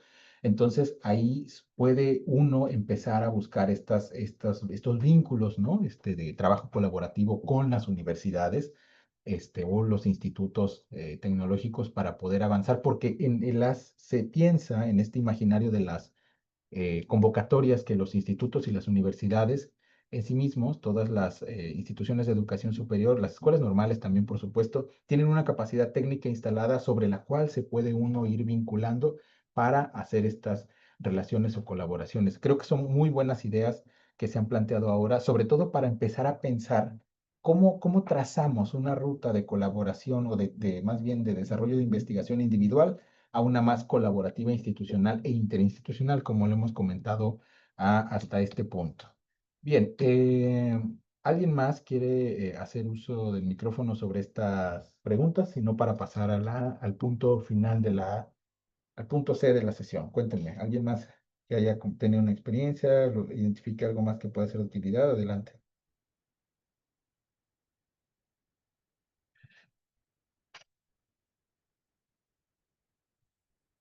¿No? Ok, muy bien. Entonces voy a pasar al punto siguiente. Con estos ejemplos me voy a revisar unas láminas atrás.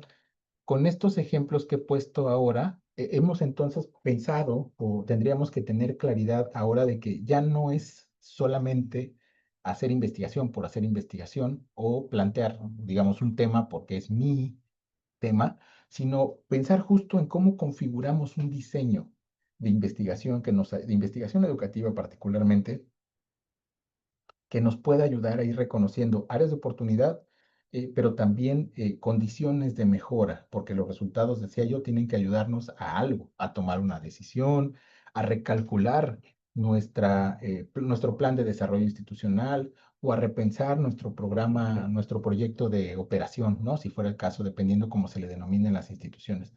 Entonces, en esta lógica de la ciencia, de los paradigmas y los métodos, y bueno, por supuesto, yo ya lo decía, es necesario plantear otros espacios para poder pensar en diseño de instrumentos o plantear otro espacio para pensar en propiamente el acompañamiento en la construcción de proyectos de investigación que se pueden ir platicando, digamos, más adelante.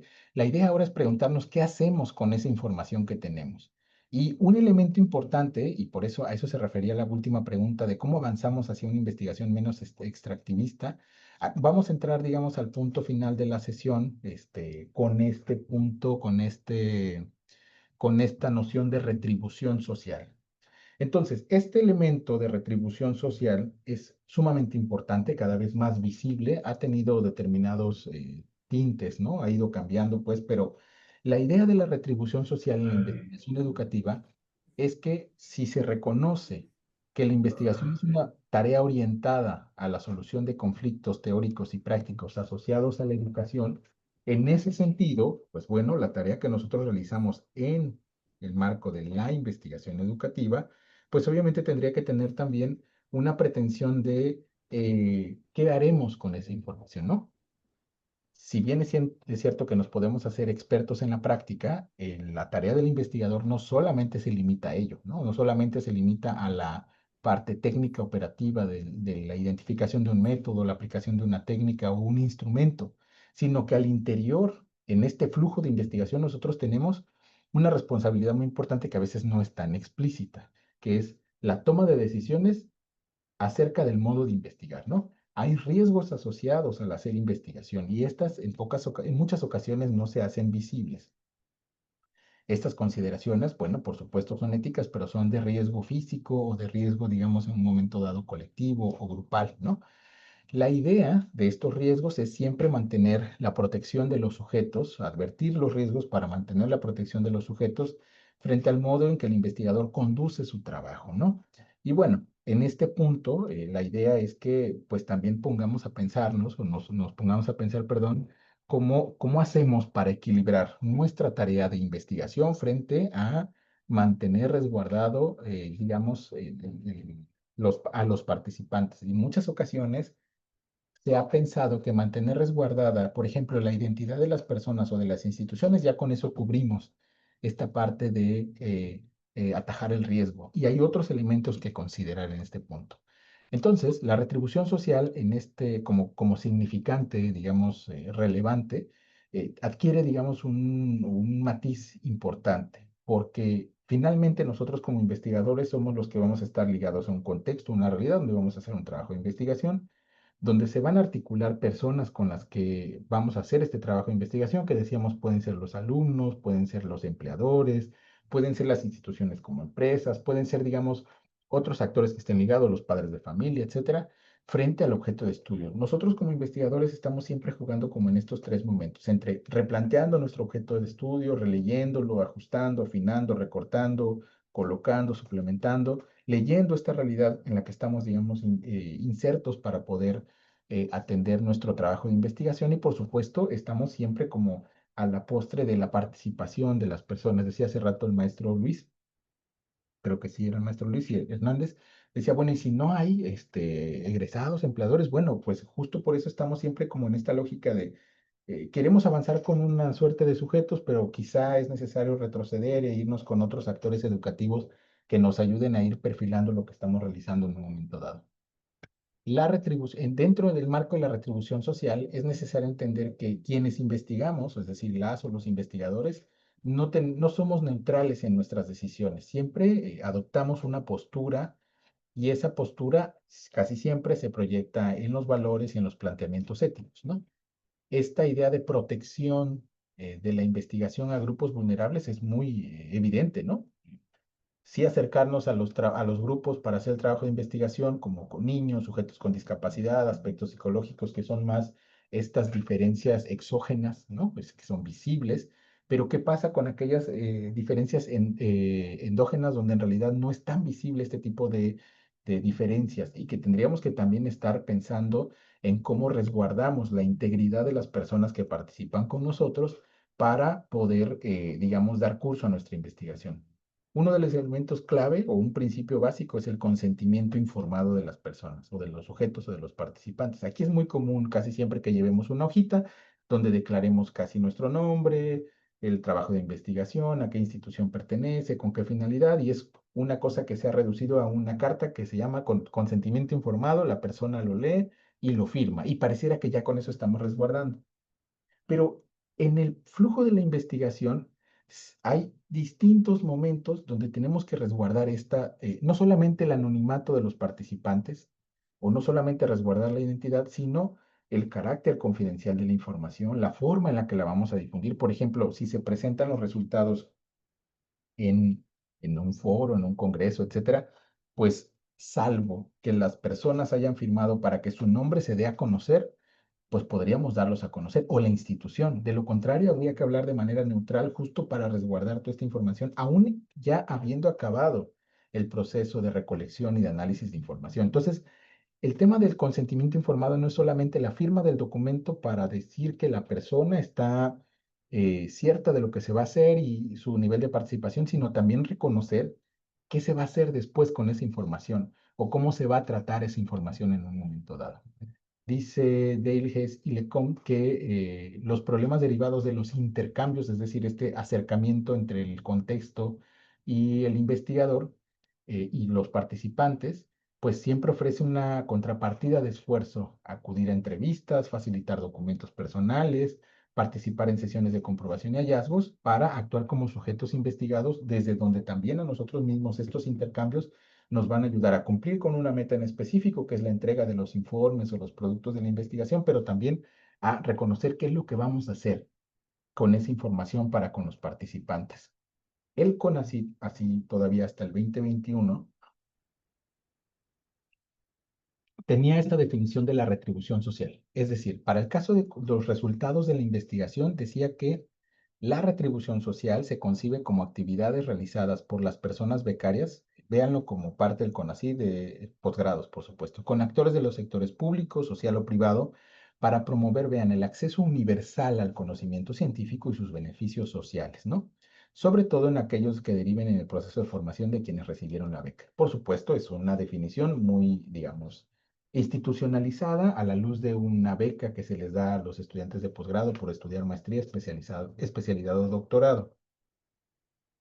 Esta retribución social, claro está que se instaló para los posgrados nacionales y para los becarios, pero me parece muy relevante cómo podemos pensar nosotros desde nuestros espacios, sin ser becarios del ahora Sistema Nacional de Posgrados, como investigadores, como académicos, a la luz de los trabajos que hemos realizado, cómo podemos pensar la retribución social. Y aquí les quiero dejar una suerte de una lista de cosas que me parece que pueden aplicar a qué podemos hacer con la información que obtenemos de los resultados, justo para que no parezca extractivista y decía yo, para que vaya en el tono de cómo devolvemos, ¿no?, la información, qué uso le damos, cómo traducimos esos resultados academicistas a prácticas más específicas. Por ejemplo, como actividades de retribución social podemos crear materiales multimedia y de comunicación social con los resultados de investigación, ¿no? Decía yo hace rato un podcast o una nota periodística o notas, ¿no?, periodísticas o notas de opinión de las personas participantes o de ustedes mismos.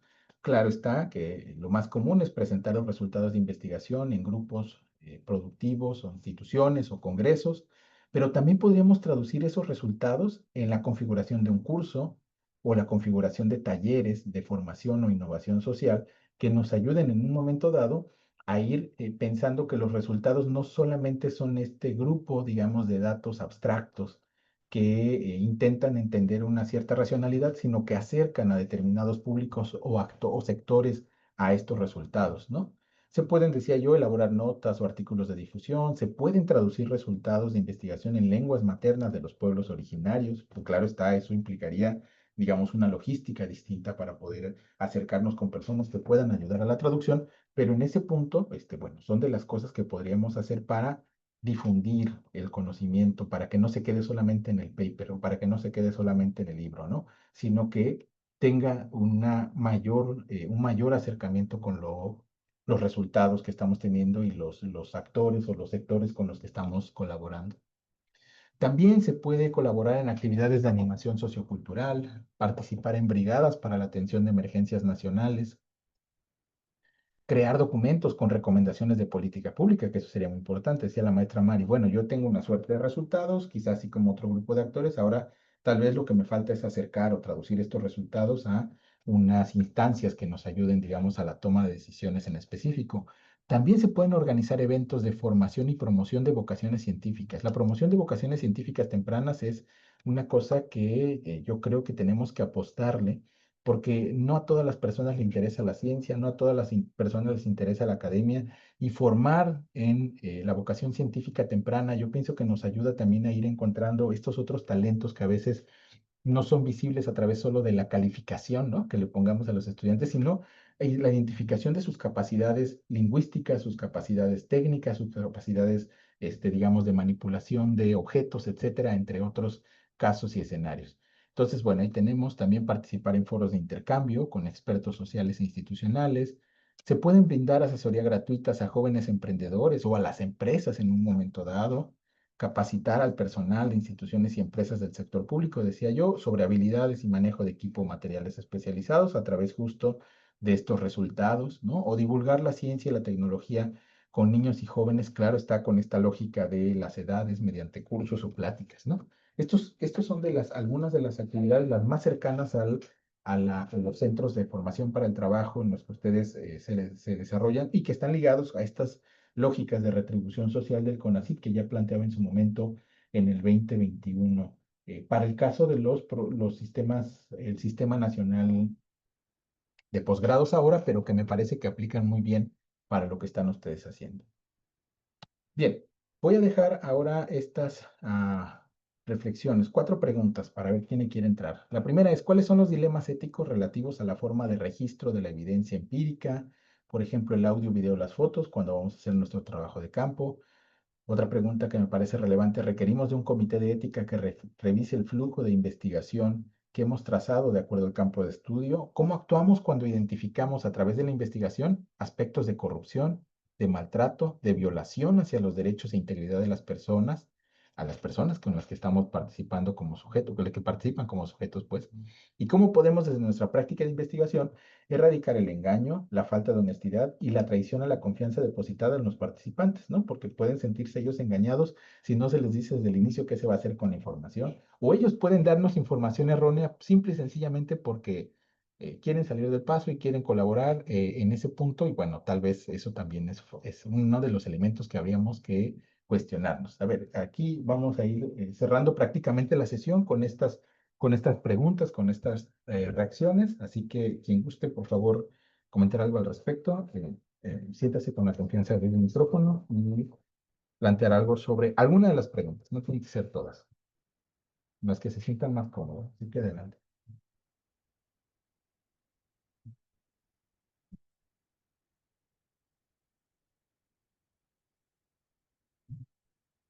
Maestra María, adelante, por favor. Gracias. Bueno, en cuanto a los dilemas éticos relativos a la forma de registro de la evidencia empírica, por ejemplo, audio, video, fotos, yo utilizo, pues obviamente el formato APA séptima edición para darle los créditos a los autores con los cuales estoy consultando, ¿no? En cuanto a que si requerimos un comité de ética que revise el flujo de la investigación, pues aquí tal vez sería, por ejemplo, pues el asesor o en este caso, por ejemplo, el arbitraje que se hace a las revistas, a los journals, donde uno participa con su trabajo. A veces pueden ser pares o pueden ser ciegos.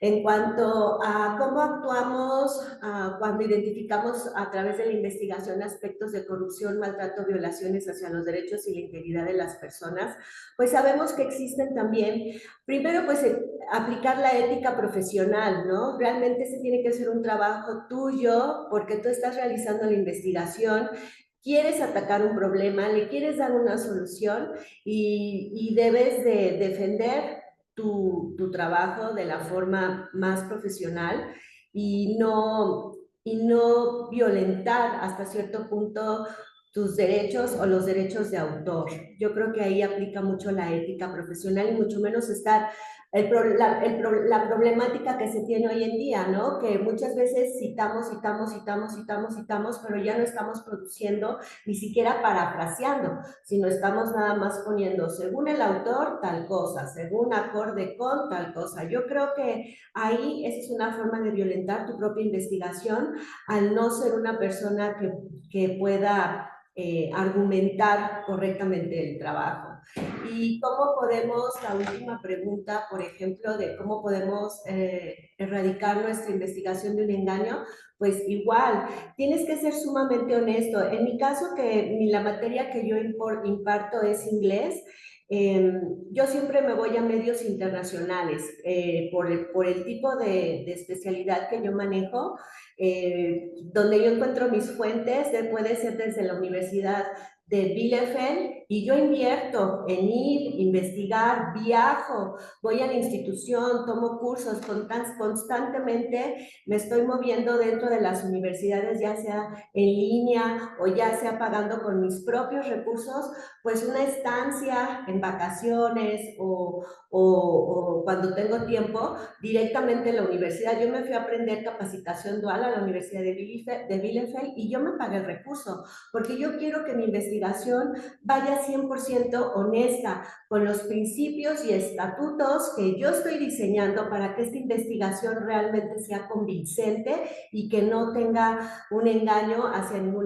hacia otra persona. Pero como usted lo comenta, hay que divulgar la ciencia. Los jóvenes, también doy clases en Politécnico, los jóvenes tienen que tener ese impulso, y al yo estar a cargo de un proyecto aula, les tengo que inyectar que dentro de la investigación es un campo que requiere de conocimiento, esfuerzo y dedicación, y que por supuesto ellos también pueden participar desde temprana edad.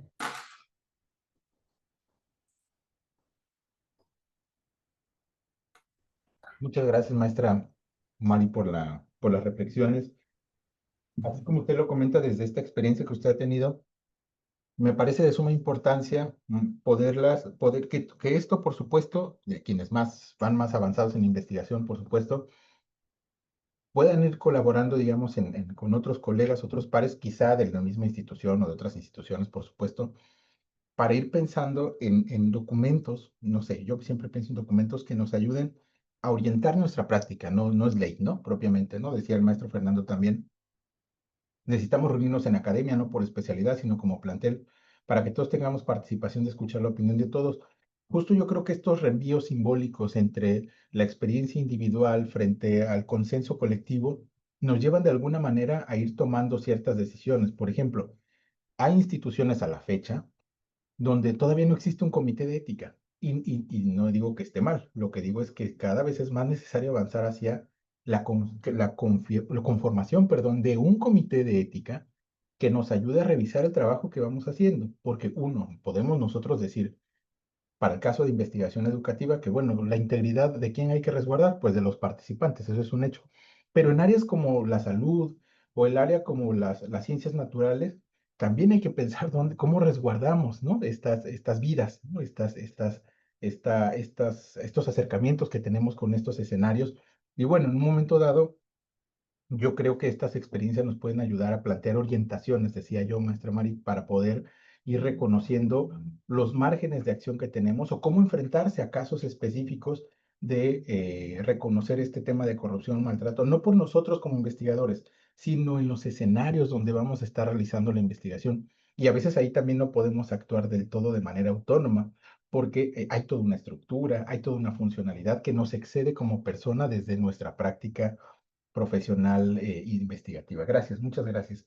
Dice la maestra Reina, dice, buenos días, muy bien, muy buena materia, la investigación es prioritaria en la actividad de los ECATIS, ya que es sumamente importante contar con datos de investigación real sobre el impacto educativo de cada alumno en el sector productivo y la sociedad.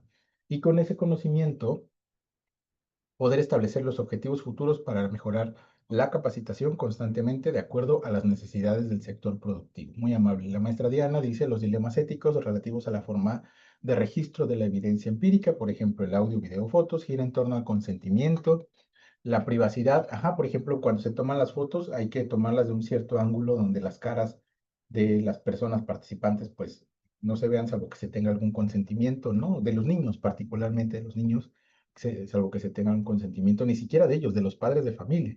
Hasta que no se es mayor de edad, que las personas no pueden dar un consentimiento, por ejemplo, específico, ¿no? La disponibilidad, el respeto a la dignidad de las personas involucradas para no caer en la falta de ética, gracias, y la credibilidad en la evidencia registrada. Muchas gracias. ¿Alguien más quiere abrir su micrófono? Adelante, maestra Graciela, por favor. Y profesor, mire, yo me centraría en el punto número 2 y 3. Ujú. A los adultos y particularmente a los profesores, bueno, al menos esa es mi experiencia, no nos gusta mucho que nos estén supervisando lo que hacemos y cuando hacemos investigación creemos que estamos haciéndolo bien, ¿no? Pero esto del comité de ética yo creo que es vital porque no somos especialistas en el tema. Uno actúa de buena fe, en el mejor de los casos, uno busca que el resultado sea positivo para el resultado individual y el colectivo. Creo que todos trabajamos y estamos aquí porque tenemos esa intención. Sin embargo, si alguien, cuando le mostramos nuestro trabajo y es el comité de ética, nos dice, ojo aquí, ojo acá, el trabajo va a mejorar y los resultados también. Y cuando se identifican a través de la investigación estos asuntos irregulares de corrupción y demás, también ahí necesitamos de alguien que nos diga qué hacer, porque uno puede decir, no, no me quiero meter en líos, no, porque luego qué sé yo, las cosas que pueden resultar cuando uno delata o hace visible algo que no está bien y luego tiene uno miedo. Entonces, aquí yo creo que más bien las autoridades, quienes nos cobijan como institución, yo creo que tienen mucho que ver con esto, con el comité de ética y que nos orienten cuando esto pasa. Debería haber ya un procedimiento que nos diga qué hacer, porque seguramente nos vamos a encontrar con ese tipo de cosas, desde un maestro que no llega a tiempo a sus clases o no trabaja en sus clases, hasta cosas muchísimo más graves, ¿no? Entonces, a mí me parece que el 2 y el 3 son vitales, necesitamos ayuda a los docentes y los otros dos, pues evidentemente el primero está reglamentado porque sabemos qué tenemos que hacer cuando tomamos audio, video, fotos. Y la última, bueno, pues si no tenemos honestidad, pues ¿qué tenemos, no? Entonces, esa es mi opinión, profesor. Gracias.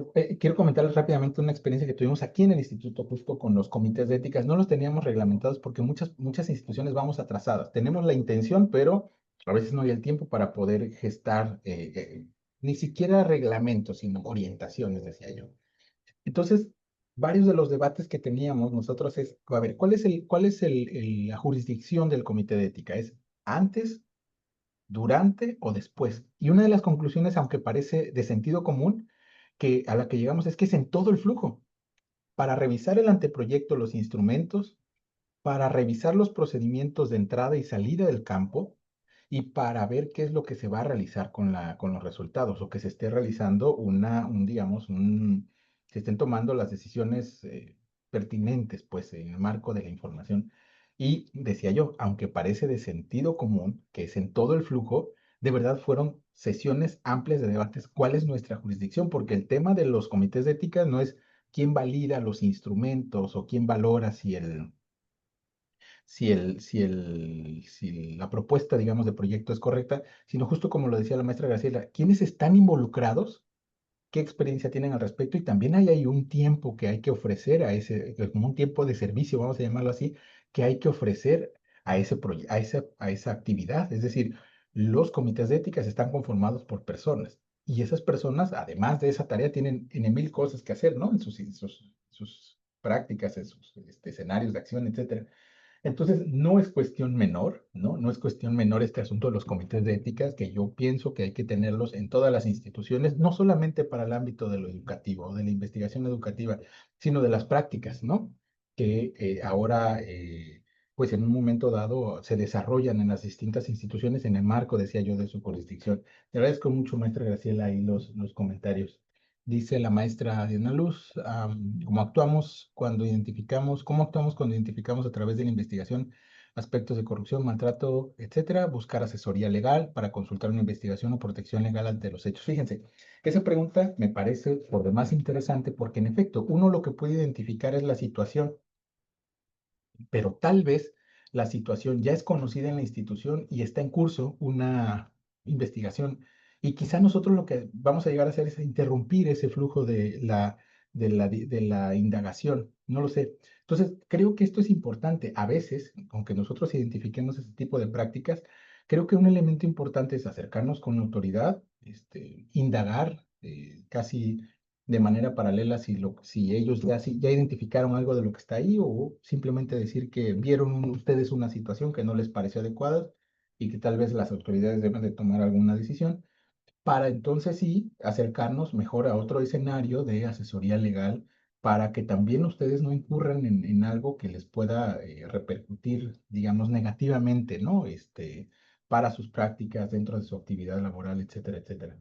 Gracias. Maestro Luis, creo que tenía la mano alzada. Adelante. Sí, doctor, gracias. Respecto a la pregunta 2, sí creo que es importante esta parte de la ética. Estaba viendo un documental acerca de la invención de la creación del teflón y los PFAS que se generan, y creo que prácticamente nos tienen, pues a todo el mundo contaminados, ¿no? Con estos gases. No hubo una ética a esta investigación, ¿no? Entonces, sí creo que es bien importante, sí que es muy importante estos comités de ética en todos los sentidos, ¿no? En la investigación, en los investigadores. Una reflexión o una pregunta que quisiera hacer respecto a la retribución que comentaba, una maestra comentaba esta parte de alguna manera de la retribución, ¿no? Que es viable, se vale también que haya una retribución personal al hacer investigación.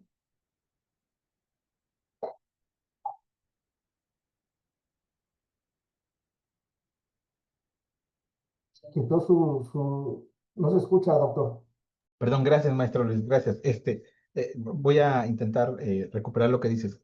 Planteas que además de la retribución social, que justo coincides que es necesario para los espacios y escenarios, tú más bien te preguntas si es viable una retribución personal. ¿A eso te refieres dentro del proceso de investigación?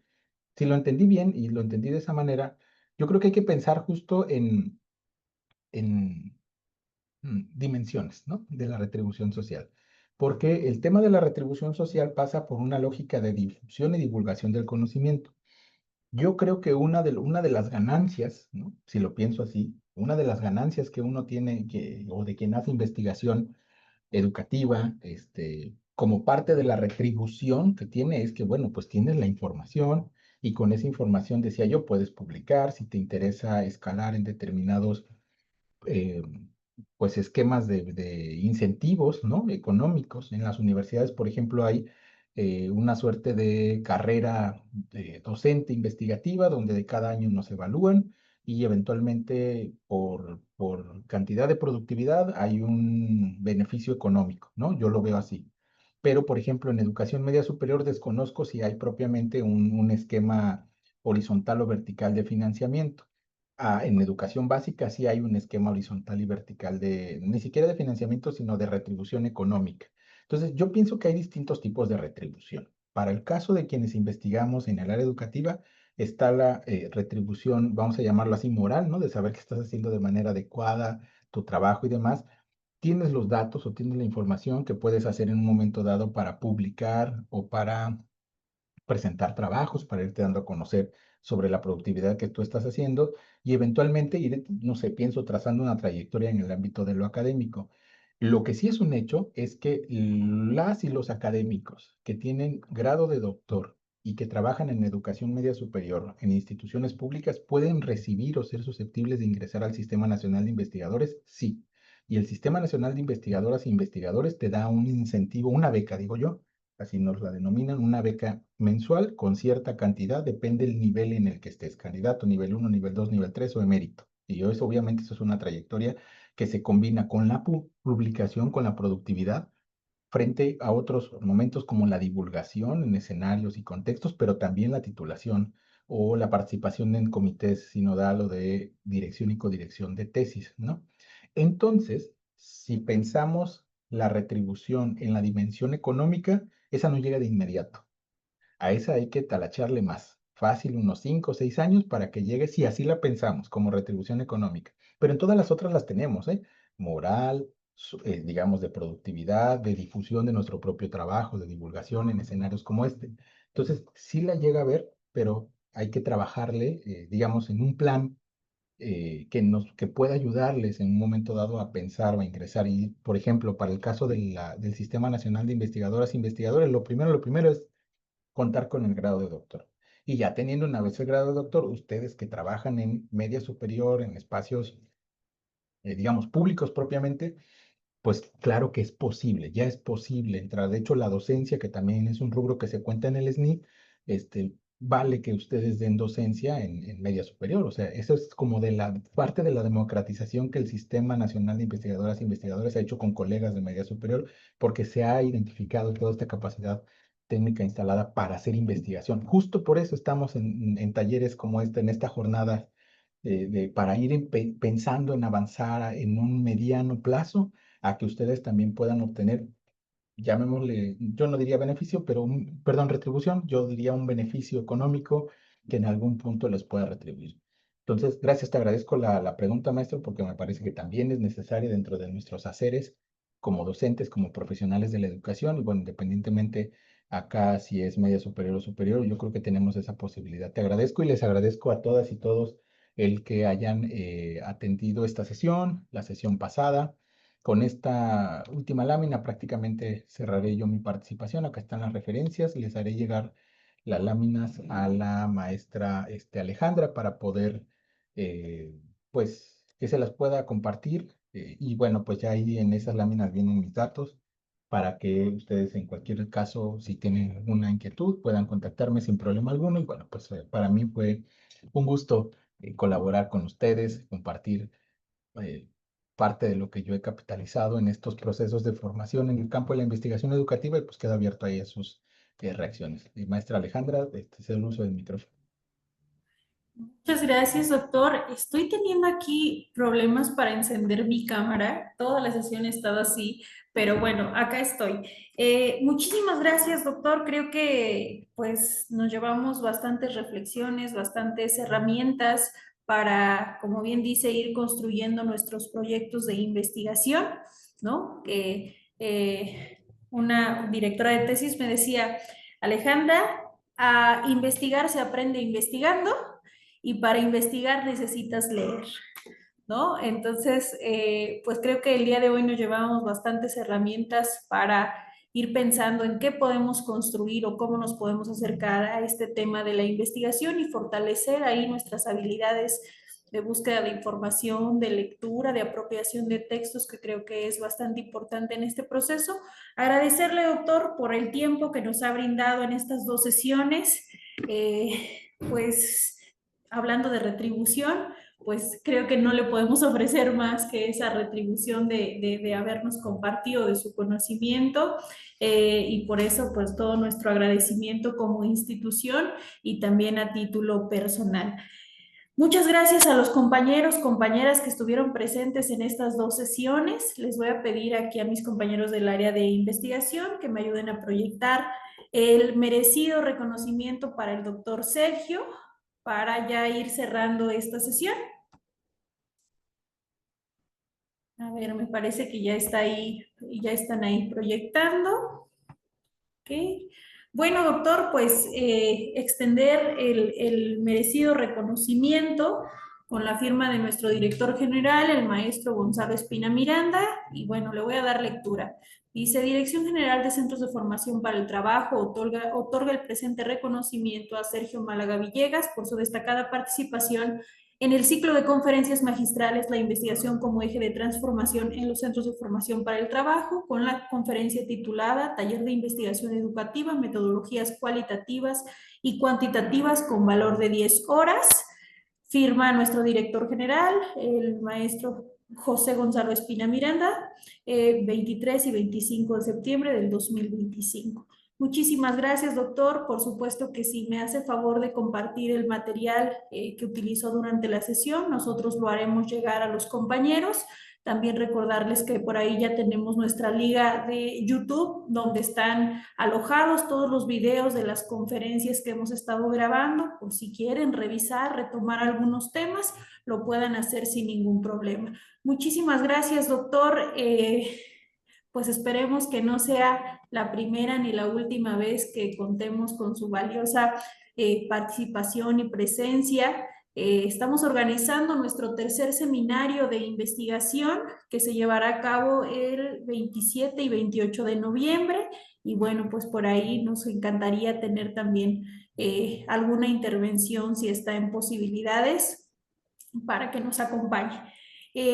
Vamos a tomar la fotito de esta sesión para que no se me olvide. Si podemos prender ahí nuestras cámaras, quien esté en posibilidad de hacerlo. Por supuesto, para dejar evidencia de esta sesión.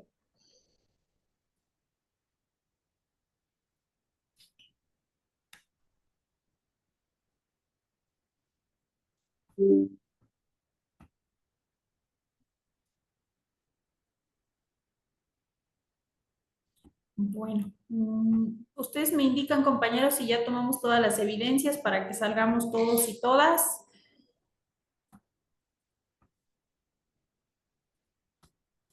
Muy bien. Muchísimas gracias, compañeros. Nos vemos el día martes 30 con otra sesión de conferencia magistral. Doctor, muchísimas gracias nuevamente. Que tengan un extraordinario día. Gracias. Pues, cuídense, nos vemos, un gusto. Saludos. Buenas tardes. Saludos y nuevamente. Gracias. Muy agradecidos con usted, doctor. Gracias, muy amable. Enhorabuena. Gracias. Gracias, buen día. Buen día. Gracias. Buen Por día. ahí en el chat ya está el formulario de esta sesión. Lo vamos a dejar abierto hasta las 12:30 del día de hoy, para que lo puedan responder, por favor, para hacer la respectiva emisión de constancias de participación. Entonces, ahí se los volvemos a compartir para que no olvidemos responder. Bueno, mira, más bien por ahí se me fue también una fotito, que es de las capturas que tomé, pero bueno, ahí está. Mi compañera Maggie ya puso otra vez el formulario. Recuerden que estamos a punto de cerrar la convocatoria para el tercer seminario. Todavía pueden enviar sus trabajos. Estamos ahí evaluando hacer una prórroga de una semana para que podamos contar con más participación, por favor, para que también nos ayuden a hacer la difusión con sus pares, con sus directores, compañeros docentes, para que se animen a presentar alguna propuesta, ya sea en formato de ponencia o en formato de prototipo a nuestro tercer seminario y bueno, pues seguir aprendiendo ahí en colegiado. Que tengan una extraordinaria tarde y nos vemos el próximo martes 30.